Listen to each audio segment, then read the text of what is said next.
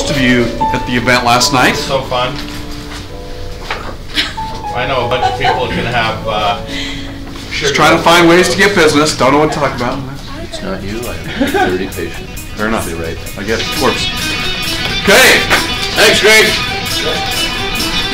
Napoleon Hill.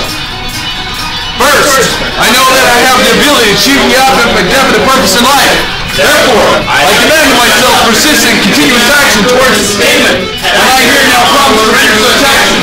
Second, I realize that how many thoughts in my mind will eventually reproduce themselves in that with physical action, and gradually transform themselves in physical reality. Therefore, I will concentrate my thoughts for 30 minutes daily upon the task of thinking of the person I intend to become, and thereby create in my mind a clear mental picture of that person. Third, I believe in the thought suggestion, any desire that exists in the whole of my mind will eventually seek the rest of my faculty and obtain the object back of it. Therefore, I will devote 10 minutes daily to random myself to development of myself. Fourth, I will clearly that aspect of achieving life, and I will never stop trying until I self-develop towards fame. Fifth, I fully realize that no wealth or position can long endure unless built upon truth and justice. Therefore, I will engage in no transaction that does not benefit all effects. I will succeed by attracting myself the person I wish to use, and in cooperation with other people. I will induce others to serve me, because my willingness to serve others. I will eliminate hatred, envy, jealousy, and selfishness. I will be love for all humanity, because I know that negative attitude towards others can never bring me success. I will cause others to believe in me, because I will believe in them, and in myself. I will simultaneously this formula, commit to memory, and repeat aloud once a day, with the full faith that will gradually influence my thoughts and actions, so I will become a self-reliant success first. Hoorah! Alright, 12 steps. The 12 steps forward will be the standard which, with all exactness and positive environment, guarantees 24 plus transactions annually, and unprecedented for growth and contribution. 1. I dedicate 1 hour daily to rebuilding and protecting my self-confidence. 2. I practice visualizing myself as a renewal 1 hour a day. 3. I contact my spirit influence by mail, by phone, and by person, and by email quarterly. 4. I make 150 plus contacts per week.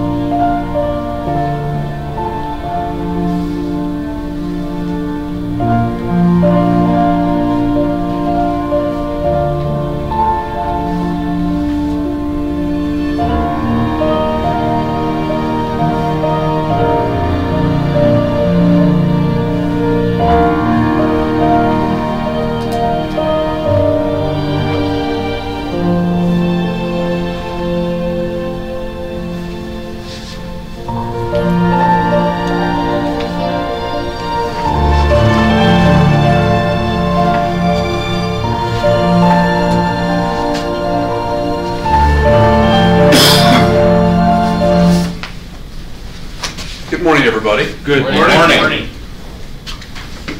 Gratitudes. How are you? Yes. Gratitude. No pressure. Everyone's listening and watching you. I am grateful to have people around me like George.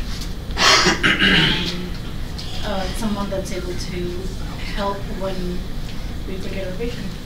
Help when what? When we forget our vision, our goals. Okay. It's there to remind us. I love that. Great. Evan. Santa. I loved all the little kids I met last night. They were so much fun. So last night, Santa happened to visit our pumpkin patch and hand out candy to little kids. So that was That was great. It was awesome. So it's kind of it's fun, isn't it? I mean, I was debating on not doing that. No, it was great. So. It was great. It was fun. Well, I I'm know. glad Evan dressed up as Santa Claus. Yeah. My little boy was over from a distance, like, I want to go see Santa.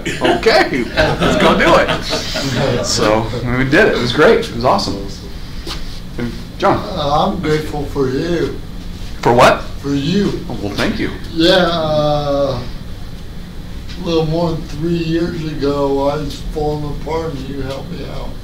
Nice. 3 years ago today, March. Is it today the anniversary? Yep. Congratulations. Congratulations. Yeah. Congrats, John. That's awesome. That's great. Fantastic. Anyone else? That pumpkin patch, I'll just reiterate, that was a great thing. That was my first one, and it was great to be able to have the event, number one, but leverage on it and give people a good time, right? Oh, yeah. None of my doing other than inviting people. I guess we paid for it too, but Yeah, sure. just inviting people. People come out and have a good time. Right. It's been a huge success from the Yeah. very. I mean, I think this is our 4th year doing it. First year, a lot of people like, I don't want to do it. I don't want to do it. I don't want to. And it was still a great success on that first turnout. And those that didn't do it, they're like, what was I thinking? And so, for those of you that weren't there, even if you had clients or not, I would highly encourage you to take advantage of the next one that'll occur. Will be next year, and you would not regret it. It's a great way for, your clients come out with their kids, grandkids, whatever it is, and it is packed. It is a way for you to interact with them that isn't about, hey, let's go buy a home. So now it's a way that you're able to give back as appreciation, whether it be for the lending side. They had all kinds of booths around there, and they just had a great time. First over here. You know what, Rob, I've been doing these for 10 years, and I'll tell you what, last night, because of the agent booth participation, It's huge. primarily, was probably better than anyone I've ever seen in 10 years. Yeah. The magic show was a hit. Oh, Santa that was Claus. fantastic. It was crazy good, huh? Yeah. You look at Dave Parker's booth, The and popcorn. the popcorn. Right. I mean, the donuts. I mean, seriously, what's her name? Stepped up. My mind went blank. Stepped up for what? Sandra, thank you. Oh, Sandra yes. stepping in For the and donuts. bringing the donuts and Yeah. sitting there and helping us out on that. You guys lean in with Sandra. She's an amazing person. But I'll tell you what, yesterday, because of the agent participation, agent booths, seriously, we had Jesus with his one little lone booth all the way up to these mega booths that were just incredible. Highly commend you guys for what went on. That was Absolutely. amazing. Absolutely. So last night was very powerful. I haven't always taken as much advantage of this as I should, but having all my friends that did show up. I had a past client I helped buy a home over a year ago, and another friend that's good friend, she just hasn't used me yet, but has referred me, and she was also good friends with my other friend that used me, and he talked to her about his experience, and so now she knows. That's It's exactly awesome. correct. That's awesome. Yeah. Fantastic. You had raise your hand. I'll be quick, not to beat a dead, but I have some clients right now that are working through a tough deal on their home that underappraised and a listing, and they came out and brought 6 kids, and it was amazing. Just like, I was on the phone with them while I was driving up from Orem, and it was a pretty tough conversation, but Right. it just diffused them completely. Wow. It was cool that way. Great. On a personal side. Awesome. Wow. Anyone else? Okay, so make sure that you participate in that if you haven't. Okay, let's go ahead and we want to shift a little bit of gears. So we talk about skill sets that you need to learn how to master in this business. We talk about the 12 skill sets. How to work with buyers, how to work with sellers, how to get price reductions, how to from negotiations to future pacing to taking listings, set appointments, all those skill sets that we talk about. One of those, one of the 12 items are not listed, but would encumber everything and every piece of those 12 skills. And that's just general, just communication in general. I mean, it's fair to say that our ability to communicate with another individual is imperative of our success. If we, not only in just life, in what we're doing in business. I mean, you happen in your own homes. Spouses not being able to communicate with each other. Parents not being able to communicate with their children. We're not able to communicate with our clients. And, or we observe, whether it be a role play or a situation, and it's very common, well, I said that exact same thing. Well, there's all forms of communication. It's not just the words that you use.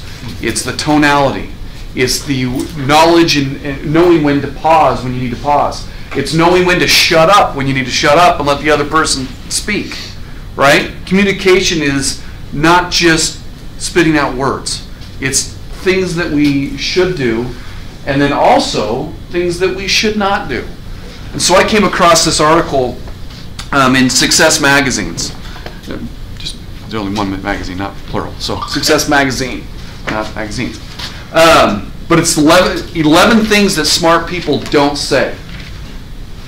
And there were one or two of them that I can tell you right now, not only I'm sure I use regularly, but it's one of those things that I'm like, okay, I understand where it's coming from. So I wanted to go over a couple of these and address some things that I'm certain all of us do, and give you the thought as to why you may not want to use that anymore. So, a couple of them, I'm not going to go through every single one of them, but a couple of them, things that we hear. Now, some of the stuff where they're giving examples that might be more of an employer-employee setting.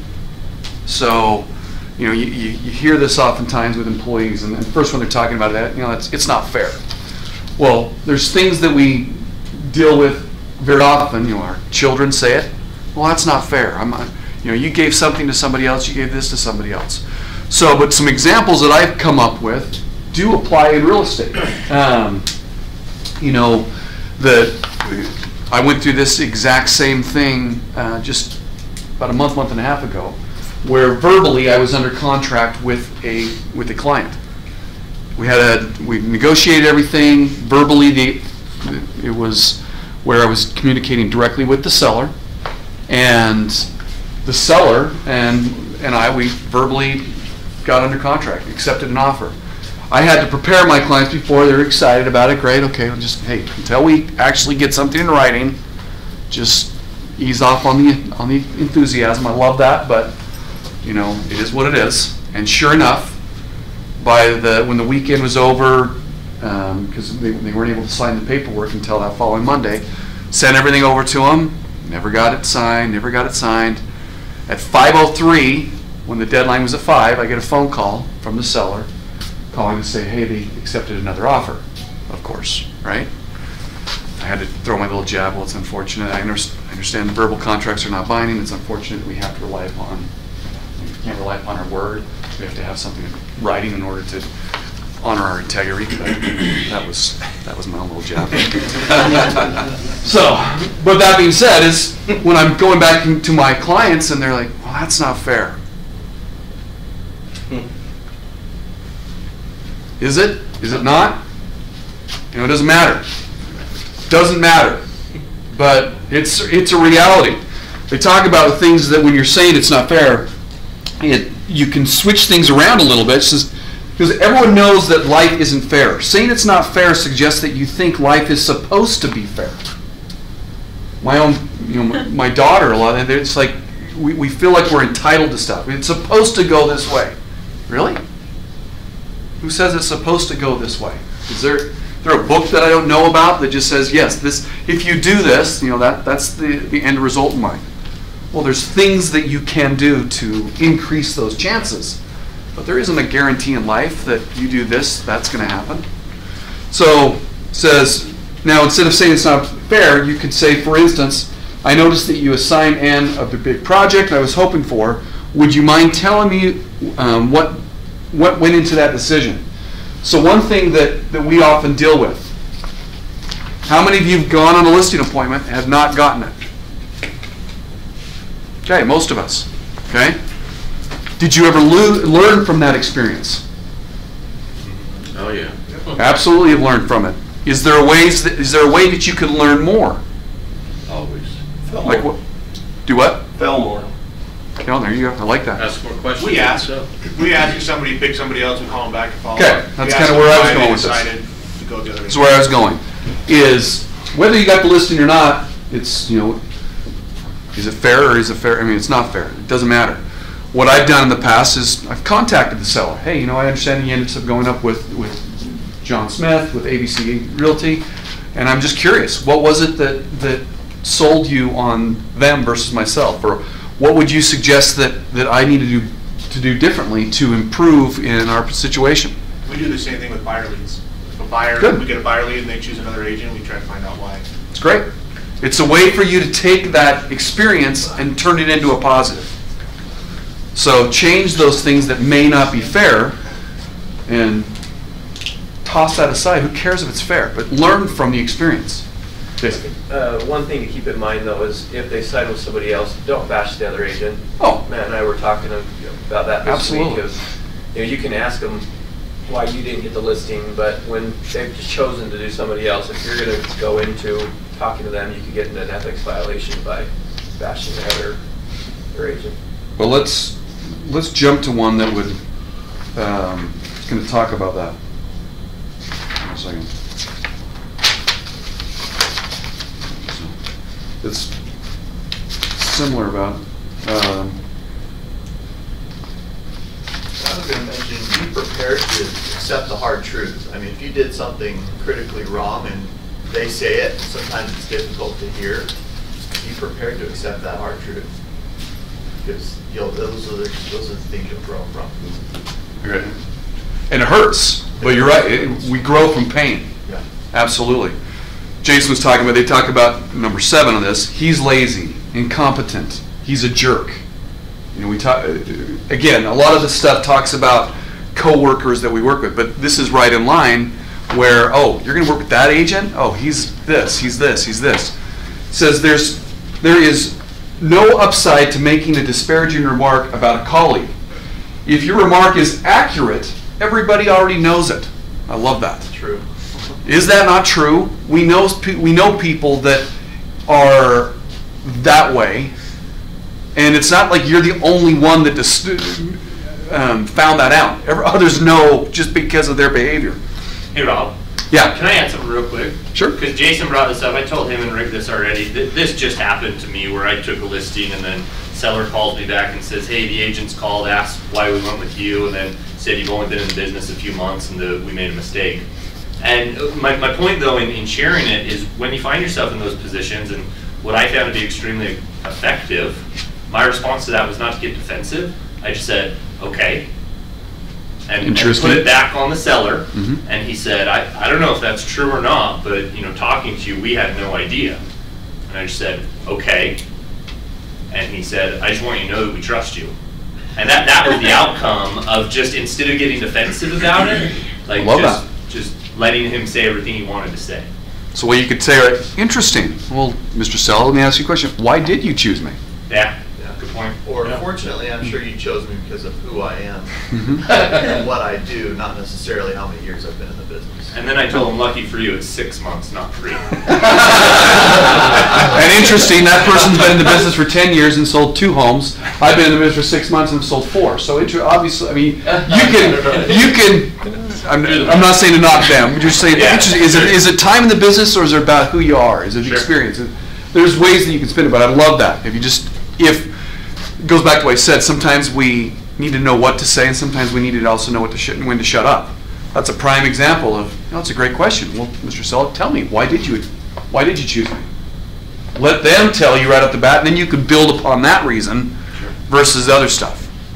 So, as I was finished, There's no need to point it out. If your remark is inaccurate, you're the one who ends up looking like a jerk, right? If you come back and say, everyone else think, well, I didn't think he was bad or not bad at all. It just has been your opinion. It comes back full on you. Plus you're disparaging the seller as well, because that was their decision. And so, and that's the way they feel about it. If you start talking trash about the other agent, no, we made this decision because we felt that way. You're really talking trash about them, which and they feel that. Yeah. Which then leads me into, see, this is amazing how all this stuff comes into the point. Number 4 is, I think this might be silly, or I'm going to ask a stupid question. You know, when people just say, hey, we do that often. Hey, I got a dumb question for you, right? Because we either don't, we're not confident enough in whatever the question is.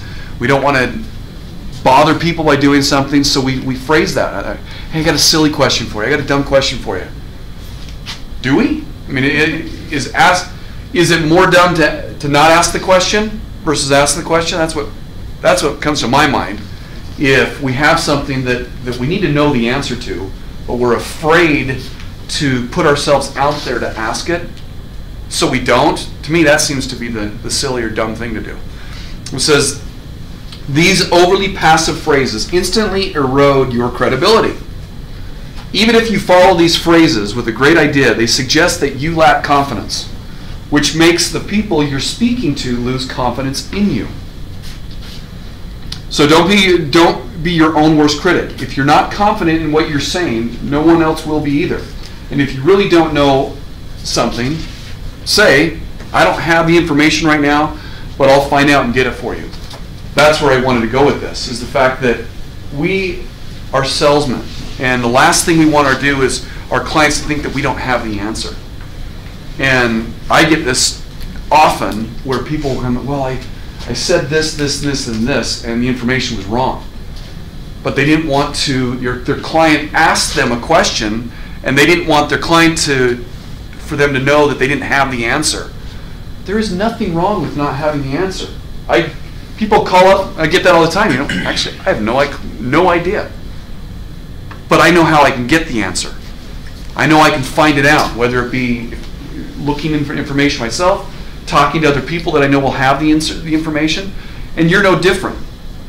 The best part about this is you guys have a lot of people in this company that have years and years of experience. So if you're faced with a situation where you do not have the answer, it's okay. Tell your client, it's a great question. I haven't ever heard that before. I don't know. But I guarantee I'll be able to find it out for you and I'll get back with you. People are going to have more confidence in you if you can handle that situation confidently because they know it. Great.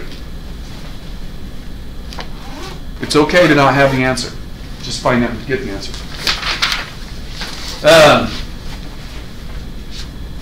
This is a great one. This is the way I've always done it. What is that? I've always done it this way, so it is what it is. When we come across that way, what is that kind of? What message does that send? They're not willing to grow past where they're at. We don't change. We're stuck in our old ways.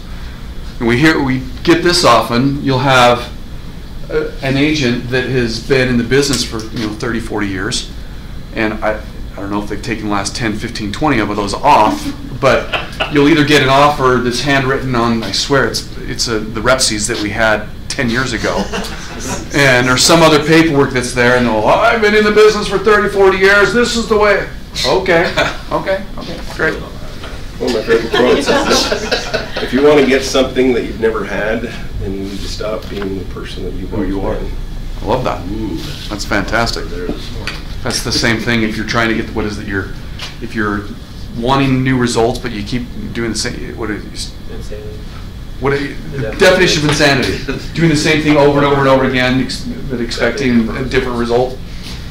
So, we had, what was it?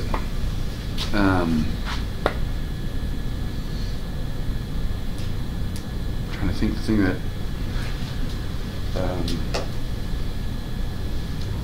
oh gosh, I forgot. There's something, it'll come to my mind, but there's something that I swear that the agents that have been in the business at least 8 to 10 years or longer, they make this particular particular mistake over and over again. It's the agents that are newer agents that have gone, or have at least gone through training.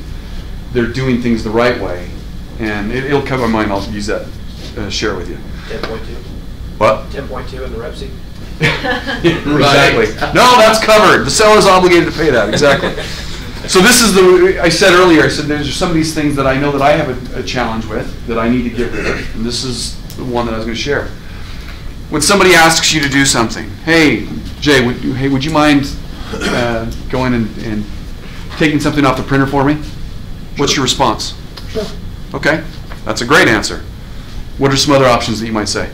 Get it yourself. That is true. That's more the Jay we know. Anything else? Nice and fart. Okay, what are some other suggestions? Hey, will you go grab that off the printer for me? Why? Okay. Yeah, Not the negative ones. Let's see that you're actually going to do what I do on. Let's just see if someone says it. Maybe I'm the only one that makes this I'd love to mistake. do that for you. Sure. Okay? I'm gonna go, hey Alma, can you go do it for me? All right. I must be the only only person that does this, and that's like, yeah, no problem. Have you guys ever used that one? Yeah, no Yeah. problem. Yeah, no problem. Sure. And never even come to my mind, but let's read this. So when someone asks you to do something or thanks you for doing something, and you tell them no problem, you're implying that their request should have been a problem. Interesting. I mean, I never even gave that any thought, but this makes people feel as they've imposed upon you. Instead, show people that you're happy to do the job. Say something like, it was my pleasure. Sure, I'll be happy to take care of that. It's a subtle difference in language, but one that has a huge impact on people. I am guilty of that. I know I use that often. Yeah, no problem, happy to do it. Interesting way of looking. Just a simple way of a little shift up. Those are those things we're talking about in our presentations when someone says, yeah, happy to do it. No problem. Was that no problem comment what gave the negative experience for on your listing presentations? That's the subtle little tweak that we talk about. We talk about the smallest degree of doing something and the impact it has. For those of you who play golf, when you're coming across on your swing and your club that you're using is just off one degree, positive or negative, the end result, instead of your ball going straight, 1 degree from here to here is not going to be very much. But take 1 degree 300 yards down the fairway, it shifts substantially. That small little difference, that's what makes the difference between communicators and master communicators. Okay? So, don't be anyone's problem. Right? Just 1 or 2 more.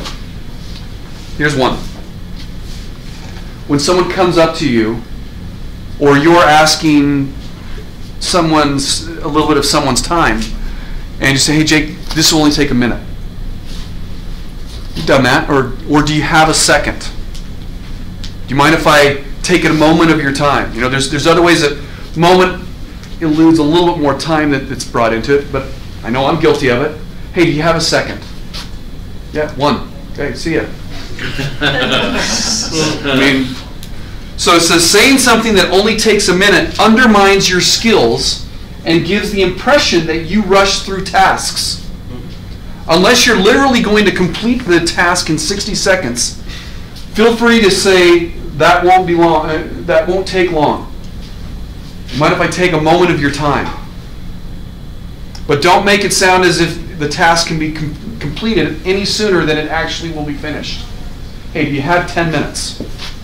Now, you get someone that this is important because get a driver personality.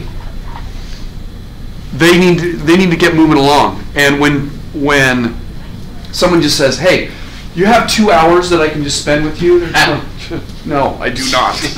Right? So if whatever you're going to take, when you're going to take someone's time like that, you've got to make sure that you are prepared.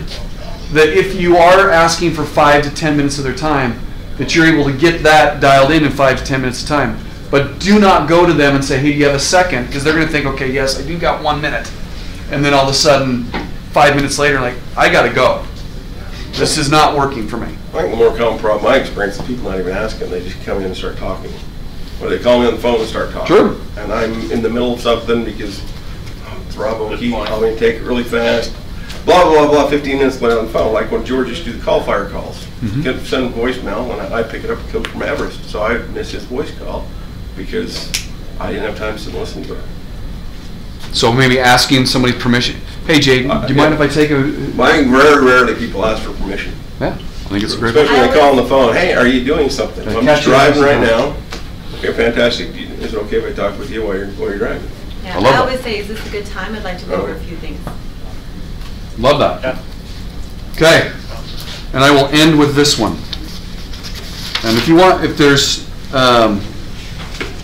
you want to grab these afterwards, happy to let you know. But just end with this one. I'll try. Yeah.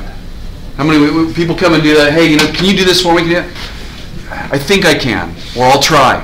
I'll try to make that happen. My kids know that sends them to the roof. Exactly. You say yes or no, that's it. You commit. That's what this is talking about.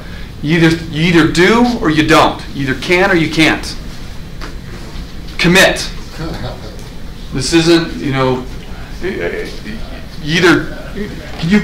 will you pick up my glasses? Well, I'll try. Well, you either do or you don't, right? It's a kind way of saying no. In our industry, our clients are asking us to be the leader of what they're trying to sell.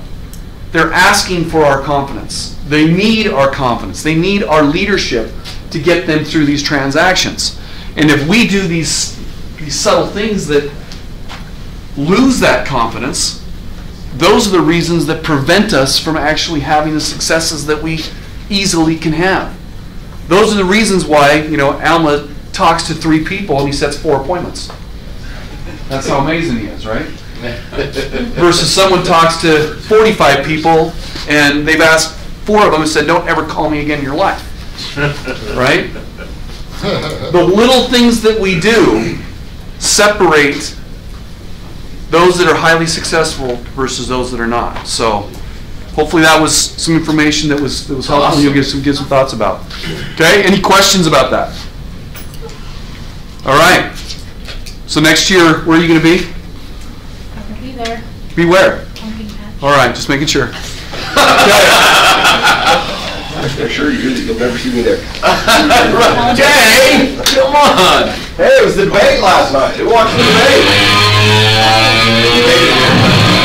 Did not want to debate it. Okay. Closing affirmations. I succeed because I have my goals. I'm confident. I like talking to people. I know what's important to me. I remember people's names. I have a daily plan my forward.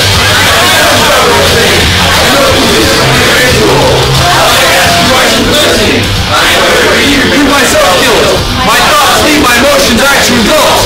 I focus on my day-to-day. I'm happy. I love the prospect because it feeds my business. I see my future and it's awesome. I love my life. I'm grateful and thankful. I control my thinking. I believe in me. I feel outstanding. I use my beliefs to see daily. I get things done. I provide excellent customer service. I drink water daily. I connect with people. People love me. I love others. I'm disciplined and on my daily schedule. I prospect daily. I set appointments daily. I'm a master trader. I achieve my goals. I'm a real estate rock star. I'm passionate about my life. I live every day with purpose. I'm confident in my sales skills. I know my destiny. I'm healthy and strong. I'm powerful. I'm unstoppable. I can keep positive. Morning. Morning. Morning. Morning. Good morning. Morning.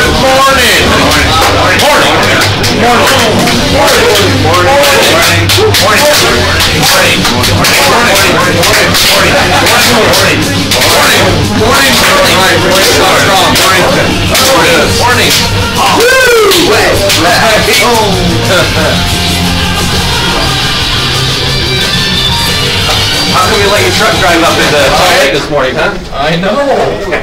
That's what? Funny. He got turned into the health department for his truck being too slow.